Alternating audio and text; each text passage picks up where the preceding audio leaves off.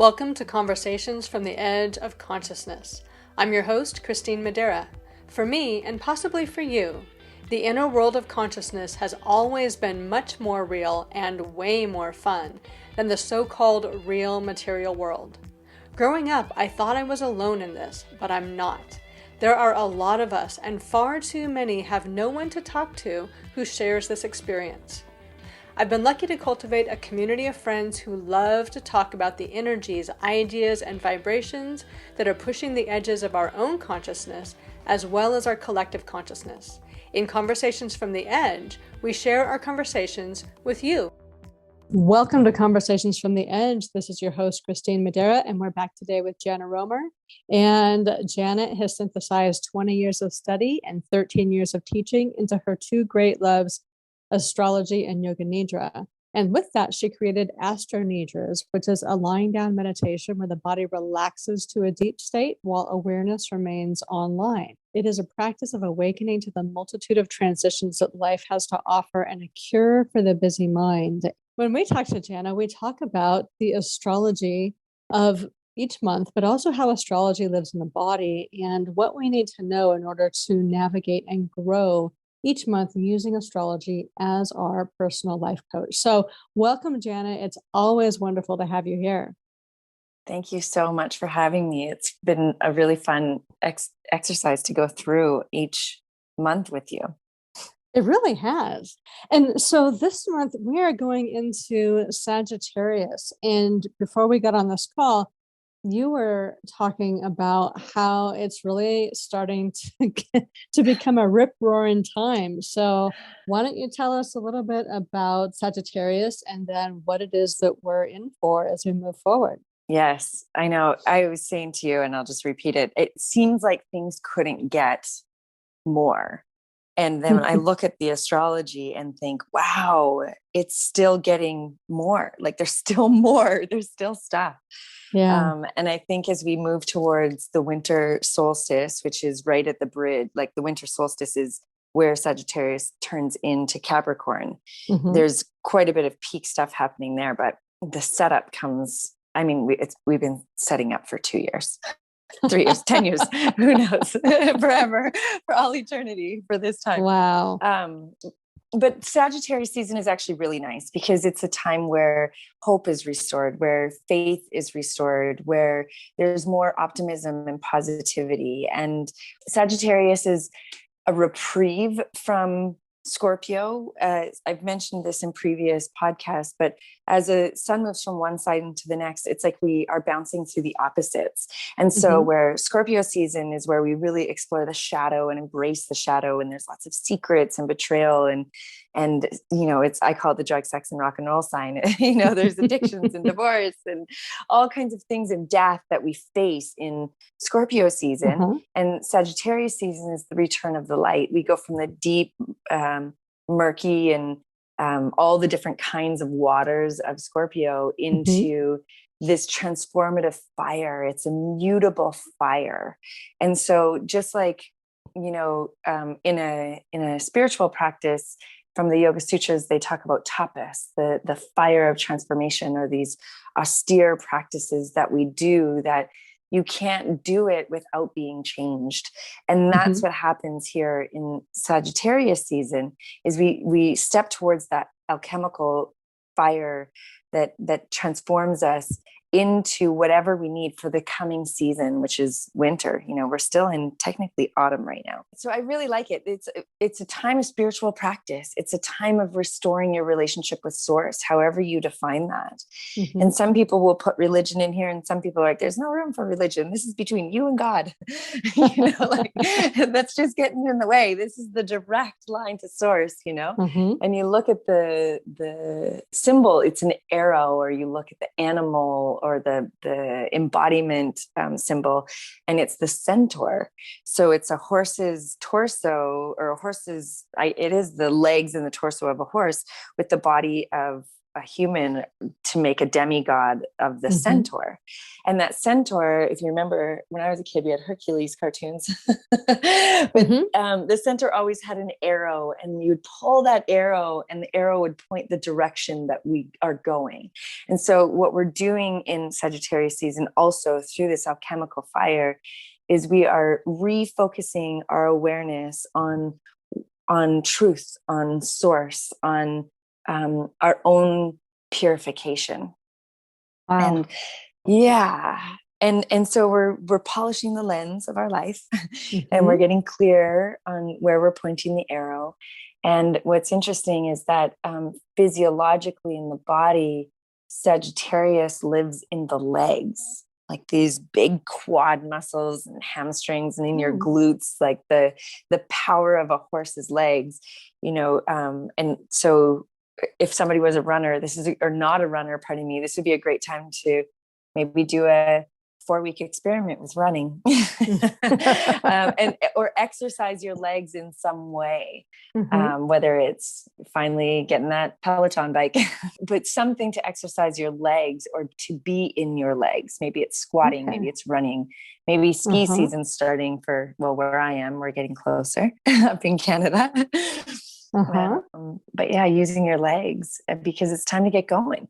Yeah, I mean, because the legs are such a metaphor for being able to move in your life of anywhere, forward, backward, sideways, anywhere. The legs are pivotal to being able to do that. So is there anywhere else in the body that Sagittarius lives? Because a lot of the other ones seem to have multiple areas, or is it predominantly the legs? It's predominantly the legs. Outside of the legs, we really just look at the whole lower half of the body, the hips, the thighs, the legs, the lower back, and the pelvis. And yeah, and you just think of all the powers that come through the legs. Anybody who's ever been without their legs understands the importance of their legs.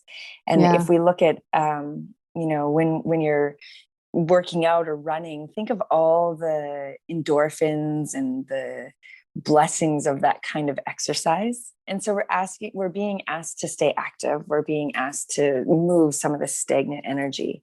And especially if Scorpio season got you down, it's like, get up, do something, go outside, be active. Well, good. That's a good thing to do for the winter time anyway, because it's so many people, winter is a time where they begin to sort of close in on themselves. And it's nice to have that body order to say, nope, it's time to go out and move.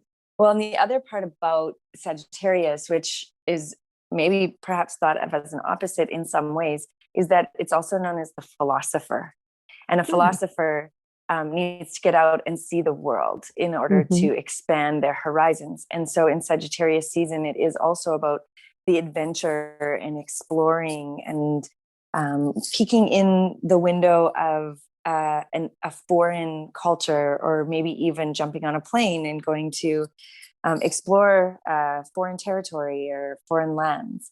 And I think it's interesting that right now in at least Canada and the US, some of the travel restrictions are coming up, or that they're like changing as we're moving into Sagittarius season.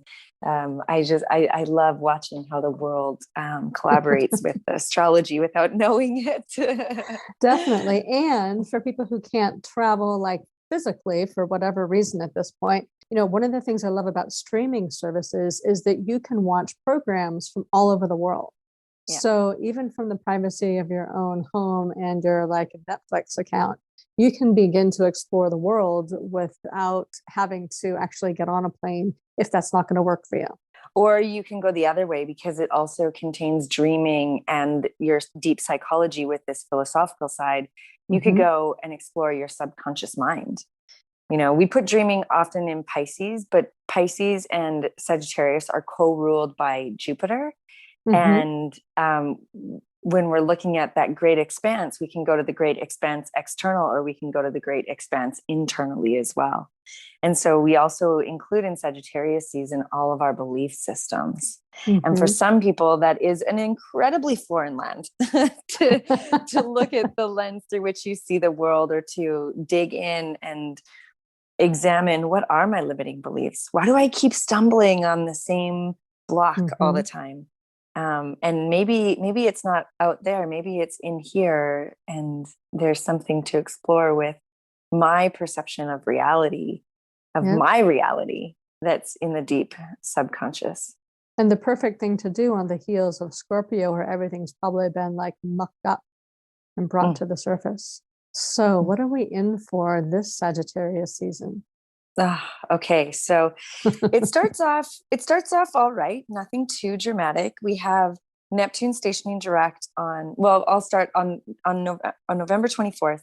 Mercury moves into Sagittarius. And I've mentioned this before as well, for those of you that have been following along.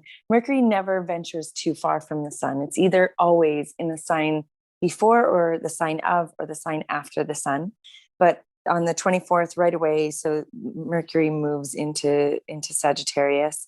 And then on the 28th, the sun and Mercury are conjunct, which is, I think, quite lovely, because we're resetting our Mercury cycle, which is our perception of reality and our communication, our community, our curiosity is being reset in this philosopher zone. And this also this zone of restoring faith and finding your own relationship with God. And so collectively we may see, and this theme will continue to come up as we go through into the future, but a restoration with your relationship with Source. And then on the 1st of December, we have Neptune stationing direct. And we don't really talk a lot about the outer planets, whether they're direct or state or retrograde as much, but it is significant to mark the days when it happens. And so we can look, a few days before December 1st, a few days after December 1st, and it's actually quite psychic days. They're very psychic for those that have practices of tuning into the subtle world, the subtle realms of existence. And so whether that's anything from, my bias is obviously yoga nidra, or dreaming, or any kind of energy work, or that anything that has you diving into your subconscious mind. It could also, for people that are less aware of the subtle world of existence, it could also be deep layers of illusion, because we think we see, but we don't actually see. We see the world as we are, not as it is. And so if we're not aware of the subconscious inputs that are, I've been thinking about, if your glasses are really dirty. I have a 7-year-old with glasses, so I clean a lot of dirty glasses. But if the lens, like your glasses, your lens that you see the world through, is quite filthy, because of your pain, or because of your projections, or because of your expectations, or because of envy or jealousy or something like this, you could be finding yourself in the first bit of December and end of November in a little trap of illusion. And so that's, I think, a great time to build some self-awareness practices, especially because where we're headed on December 3rd or 4th, depending where you are in the world, we have a total solar eclipse in Sagittarius. And so on that, like on the heels of what I was just saying, because it's Sagittarius, if you do have a limiting belief that you haven't been able to shake, this is the perfect time to work with it. Because in eclipses, what do? We eclipse it. We cut it and release it and let it go and let it be gone, and then bring in something new and fresh. And so as we're dismantling one structure, we want to build a new structure to catch us, that maybe we're dismantling something that's holding us back. We want to mantle something that will lift us up, that will exalt us, that will let us expand. Yahoo. Like, I love that kind of stuff. Exactly. You're right. And there's a word or an idea that I've been using more, because it just has helped me to conceptualize this better, because I've used lens and I've used structure. But one of the things that I find is really helpful in understanding my own kind of psychological processes is when I think about things in terms of models. So if something's not working, I look at, well, what is my model for this in the world? Like, how do I think this works in the world? And then what are the models that are part of that? And sometimes, a model can be like what your model of femininity or masculinity is. It could be what your model of money is. It could be what your model of what you're allowed to do in the world is based on your own personal characteristics. But when I think about it in terms of models, like for some reason that 3D idea helps me build in a context the whole process of what that belief is as a model of how reality works. And then I can say, well, what part of that, which is mostly all of it, what part of that is not actually true, or can I question the truth of it? And usually usually the answer is all of it. Like it's all just made up, but it's all made up of stuff that you learn and you keep using it, and that becomes a model. And for some people, it has worked in the past, and so it becomes a model that's laid out for people. But a lot of our models, like our structures and everything else, aren't working anymore. So when you can see it as a model and you can say, well, that's as a model, that doesn't work. And so when you deconstruct that model, how can you create a new model or non-model, as the case may be? I try not to like create something new in that space. I kind of allow it. I try to dismantle and then allow reality to come through, so I can work with reality specifically and directly, rather than working with a model of reality. I love that. And models are so important for us, whether we realize it or not. Mm-hmm. You know, I mean, I'm so deeply entrenched in parenting right now. I've got a 2-year-old and a 7-year-old. And so my philosophy is coming through that of parenting. And, you know, those early formative ages, that's all they're doing is they're looking at the model, and then that becomes their behavior.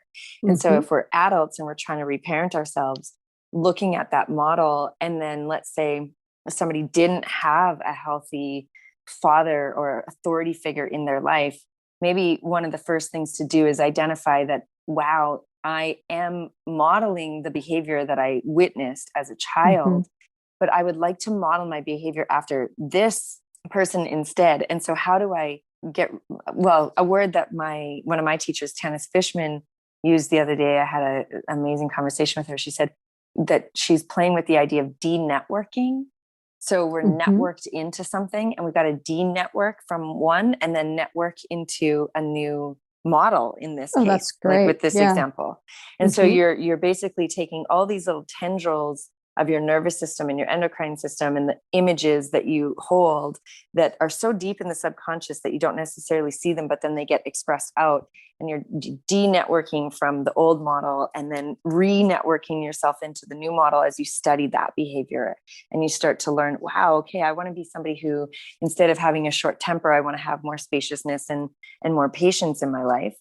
Then I need to de-network from reactivity and fear or whatever is causing that. And I need to network into patience and breath and spaciousness and compassion and empathy and my heart. And, you know, that strong figure that uses power as a presence versus power as a force, which I think we spoke of in the past with that. Yeah, we've done that a little bit. Well, you know, and from a hypnotherapy perspective, I love that. And if you can do that while using the imagery, like go into that quiet state and just imagine the imagery of de-networking from the one and networking into the other, and feeling the feelings of that, like that's really powerful work in the subconscious. It's because you can do these things consciously, but unless we also work with the subconscious, it really is only a surface level shift. Absolutely. So here's where it gets really interesting, because it's actually right on this exact topic. What happens as we continue through the month, or the season, I should say, is on Saturday, December 18th, or it might be the 19th, early morning, we have the full moon in Gemini. And that full moon in Gemini, it's a bit of an interesting one, because we're in this eclipse season that was initiated on the full moon back in Scorpio season.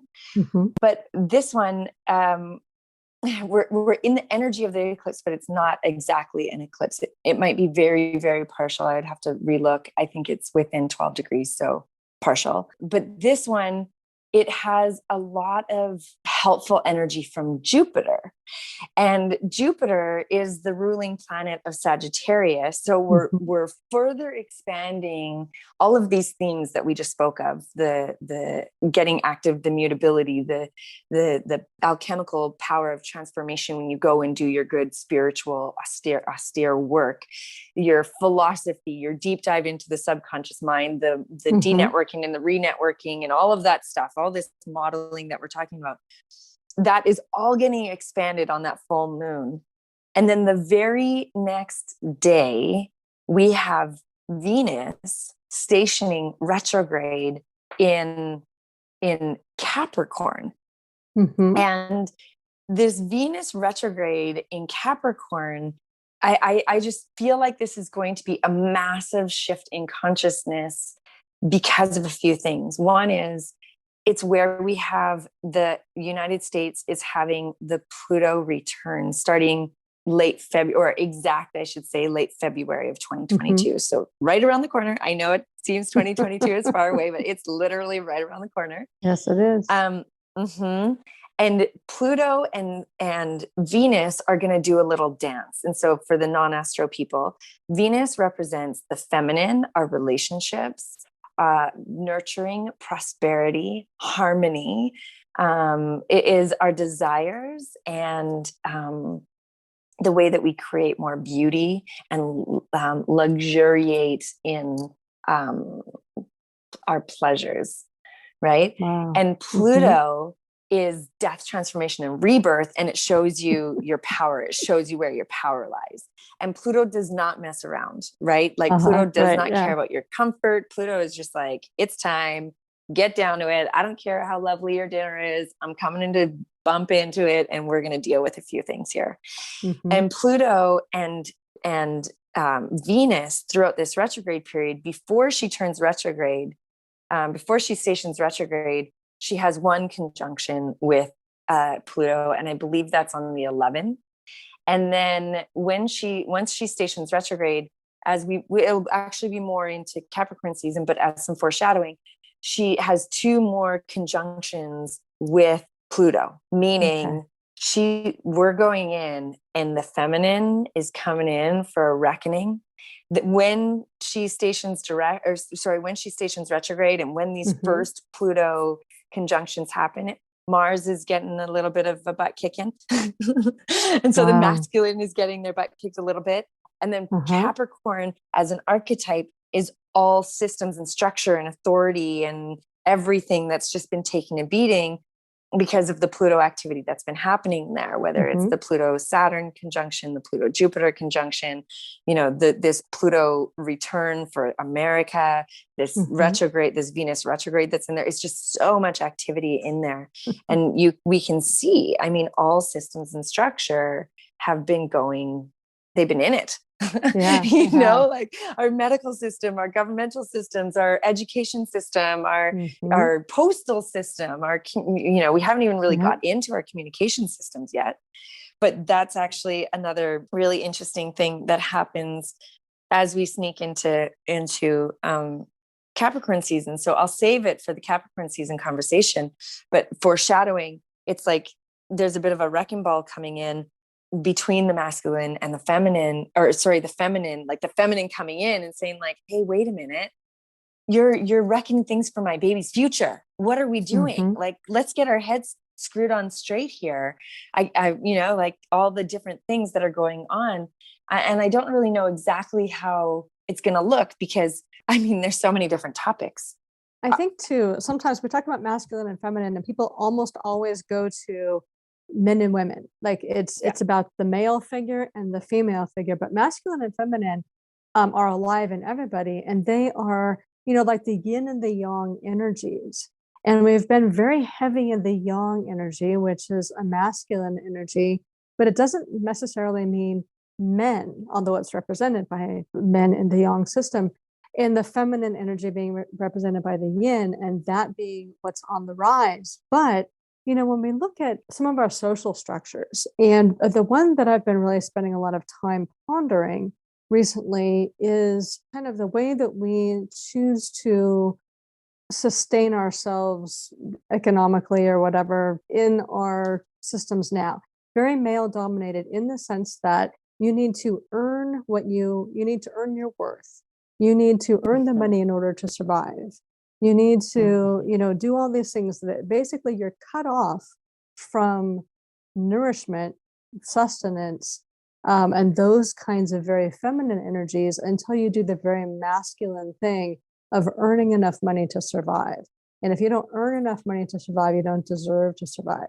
So on the Very feminine American. side, though, very American, I know. Very But American. but since we're doing those energies, Yep. but and not just in America, though. There's a lot of other countries where that's the reality, even if that's not as direct as we are in the United States. But then there's the feminine side where life is nourishment. Everything is always provided from that nourishing side. And that what does it mean to have that foundation of care, of concern, of connectivity, of interconnectivity, of nourishment as the foundation for what a society is, as opposed to this opposite thing that you're cut off from that until you do this action that gives you access to that again, because that's being controlled by corporations or governments or whatever. So when I look at masculine and feminine, I've been really looking at that and what the masculine energies and the feminine energies around economies, around the way societies work, around that kind of stuff. And it kind of pulls it out of the male female and puts it more into the yin yang model, which has worked better for me, because every time it goes skews to male female, I think that we kind of go into this surface level fight versus looking at this deeper level that we all contain yin and yang, masculine and feminine. And really it's coming into that balance and harmony within ourselves of those two forces so that we can actually have a balance of that in our societies. Well, what I think is really interesting, and you're nailing it from this thing that's happening, is Venus as a planet rules Taurus and Libra. And Taurus is where it's fixed earth, it's Mother Earth. And when we look at the masculine and the feminine, or the yin and yang, from the perspective of like Mother Earth, that's like Mother Earth. How feminine is Mother Earth? All she's doing is she's just giving us a place to rest. It's our home. It's all the nourishment. She's just like, here is a plant. Let me make a fruit for you. Let me feed you in every way possible. And the corporations, if we look at that as a more masculine energy, we have some of the greatest colonizing acts ever happening right in front of our eyes as we publicly are speaking about decolonizing things, and it's happening right in front of us and we can't even see it. Like now they're trying to colonize rivers and things that were always considered crown land and unownable. They're trying to own these things now. And they're trying to own bodies, like with mandatory I don't even want to say the word, but it's like this ownership. Like how do they own? How is it like? And people don't see this as an act of colonization. And that's where I think that, right? And we're just like, oh, keep going. Like, yes, please make it what it is. We have to protect everything. And what I want to really just kind of seed in here is the work that we've been doing in the past to unpack our fear or unravel our fear from these things. If we haven't been doing this, we participate in the further colonization of Mother Earth and of our bodies. Yet people are trying to decolonize so many things. Well, it's happening at the same time. And that's where I think this Venus energy may come in. Like where I am in Canada, I'm in BC. We just have been coming through these incredible floods, full highways are blown out. Vancouver, isn't connected on a highway to the rest of Canada right now because three major highways were mudslides, like major. And Vancouver Island, the main road between the two, like the north and the south side of the island, is cut off, and there's gas rations and shortages and all kinds of stuff. And this is not an act of some conspiracy theory or some agenda. This is Mother Earth saying, hey, what's up? Like we're out of balance right now. Like I've got some things to say and I want you to listen. We have to get out of the egoic mind and into this greater spiritual, holistic, universal, perhaps even philosophical expansion of our understanding. And what I've noticed is that people are so quick to want to blame. And I always love going down the conspiracy theory routes. And they're like, those sinkholes were planned. And I'm like, why are you so eager to find somebody to blame? We know in our own life what an energy suck blame is. Yeah. Right? Like if I'm blaming my husband for my problems, I'm further digging my own grave. Right. Even if my husband is imperfect, because we all are, it doesn't matter. It doesn't serve me to blame him. It serves me better to look at the circumstances and be like, wow, the house is a real mess right now. I better, get off my phone and clean the house, right? Instead of staying in my phone and being like, oh, my husband's such a jerk. I can't believe it. It's not going to work out well for anybody. And so as we're dealing with these global and these big things that are going on, I love that Mother Earth, although I hate it, like I hate seeing the suffering. I can't stand seeing, the human life lost. I love that Mother Earth is speaking so that hopefully some people get shaken out of this blame cycle, because where do we go with that? Like, what does that lead to?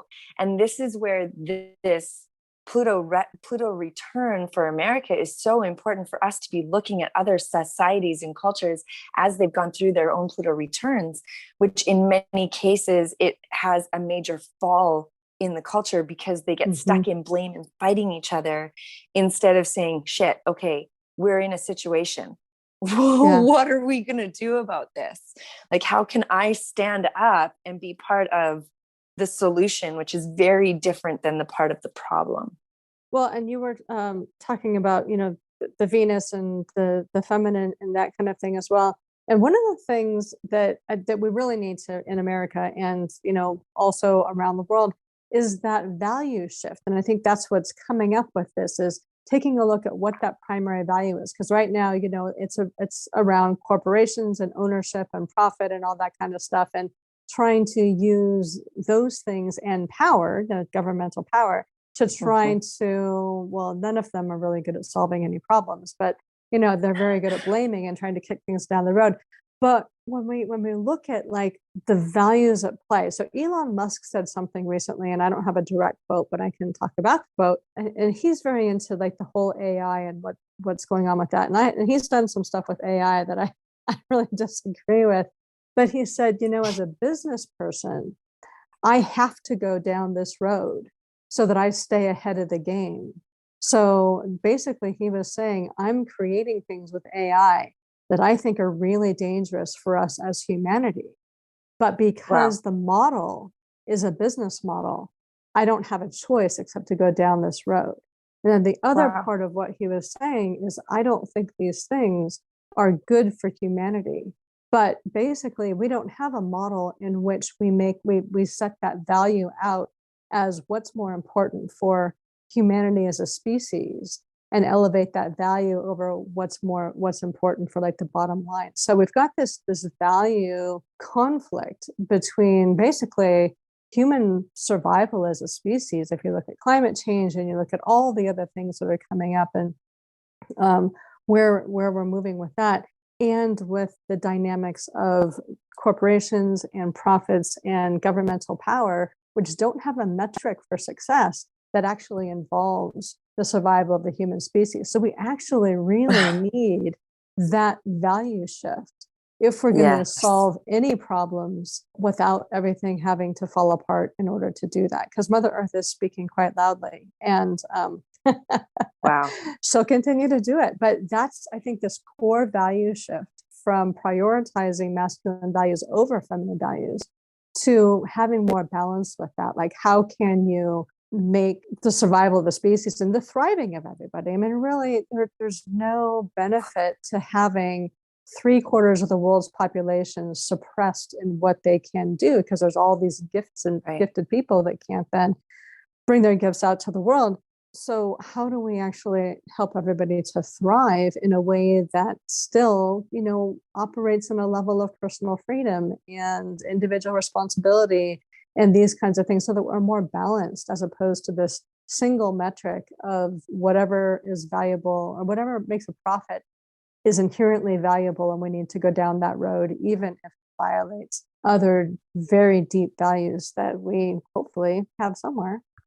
Yeah. Well, and Venus is values.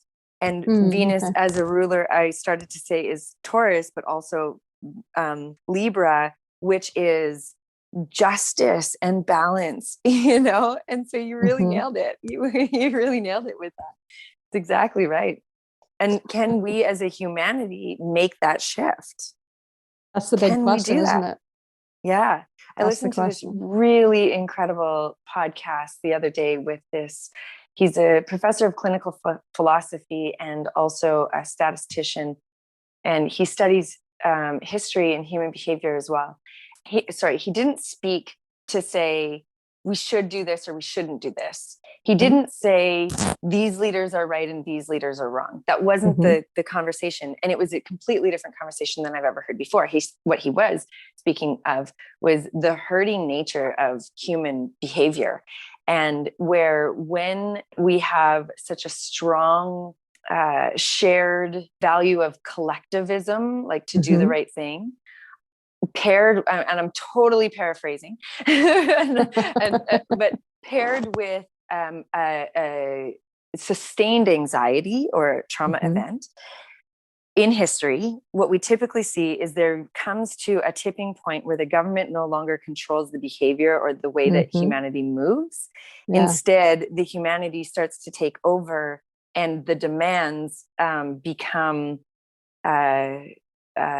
increasingly dangerous for one section of the population, or for wherever they're blaming. And he went back to Stalin's USSR, he went to Nazi Germany, he went to the burning of the witches, and he talked about how culture and society, there's like 30% of the culture, 30% of the population that will be in a deep hypnosis, and they'll never hear anything than what we're being hypnotized with. And to be hypnotized in this sense, this collective hypnotism is what's ever being repeated. So you can't have this happen without news. And so who owns the news, and where's that coming from? And and we just participate so willingly, we're just like on our perfectly curated feed, just like this hypnosis gets stronger and stronger and stronger. And then he made a case. It was really interesting. He made a case for dissenting voices, not from the perspective that people have been talking about it. And it really opened my eyes. He was like, dissenting voices are so important in the process because they reduce the depth of the hypnosis. Okay. And so maybe we don't agree. Maybe like you don't have to agree with the dissenting voices, but it reduces the depth of the hypnosis. And so the dissenting voices are approximately, he figured in his stats, we're about 20% of the population. Okay. And then 40% of the population is too afraid to go against the grain. And 10% of the population is totally awake to what's happening. And that 40% of the population that's too afraid to go against the grain will compromise their morals and values if the population gets too strong in what they're demanding. And that's how we end up with different things like genocides or the burning of the witches, because people will not stand up. And he cited this study that was done a while ago where they had 3 sticks, and the sticks were dramatically different sizes. It was obvious that they were different sizes. And the man who was running the study, in each group, there was 8 people, and 7 people were actually working for the study, and 1 person wasn't. One person was the study. And in one group, or in a collection of the groups, they had the first 7 people say that the sticks were the same size. And the 8th person would agree, yes, the stick is the same size, because he was too afraid to step out of line. Right. And it was very rare, the one person that would say, no, these are not the same size, to go against the grain of what is happening in society. And I just thought this is a really interesting thing to bring into the collective awareness of how humans are hurting animals, and to just watch, like, where are we headed? Like, where are we headed with this? And whether, like, no matter where you sit on the topic, in Austria now, it's mandatory that people are vaccinated, and if not, they're fined and jailed. To me, that's Wow. terrifying that that's That is happening. terrifying. Fined and Yeah. jailed. And it had me thinking, like, how far are we going to go with this? Like, are we going to collect and cage and kill people if Yeah. they don't comply? Like Well, that, and to what, me, is terrifying. well, and to me, it's the template that, this is what the thing now, but then what's the precedent that this is setting? Like what comes after that? But there's, like what else are they going to do that's pushes things further and further and further. But there's another idea that I want to intersperse into what this guy was talking about, because you were saying that there's this herd mentality, which is Yeah. totally true. I just Yeah. had this conversation with my husband about how everything is so tediously predictable that's happening right now. Like we just keep playing the same song, next verse, same song, next verse, all through human history. Like it's just like we just Yeah. can't seem to figure it out. But there's also this other idea, and this rising voice in talking about people who are plugged in, who are using plant medicines, who are moving out of the mainstream. And there's another kind of, not really a herd mentality, because there's a negative stigma to that, but it's an energy called communitas. And it is that energy of when people come together to do something that magnifies their own good and kindness and things in the world, because those are very powerful nervous system boosts to do that. And that when you do it yourself, like you are kind or you witness an act of kindness, or that kind of thing, that already shows in the nervous system and in the body to be highly beneficial. But when you do that as groups, then not only is it magnified in individual bodies, but it's like a morphogenic field that takes on its own energy. And I think more and more groups, as we begin to open up more and more to what's possible, especially if we can find each other to begin to participate with this in this season of change from that place of communitas, and what's possible if we keep our energy focused on where we want to go as individuals and as species, versus this back and forth of conspiracy theories and blaming and fighting, and that old road that we've been down 100 million times before. I mean, this is like what happens with Buddhist monks. This is what happens with, and it doesn't have to be that. It can be people who are doing volunteer work together. There's something that happens, that magnification power of, when two or more are gathered, that really elevates the energy for everybody potentially. Exactly. And this is so on theme with Sagittarius season, because the other part of what he said is that 40% that doesn't want to break away from the tribe or the collective.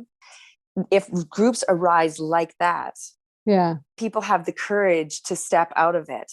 Like if there was more people that said, hey, wait, we're blaming the witches, we shouldn't be blaming the witches, it would have stopped. And he actually gave examples in history where we did shift the tides, and it comes out of small groups saying, wait a minute, this actually isn't right, we don't want to go that way.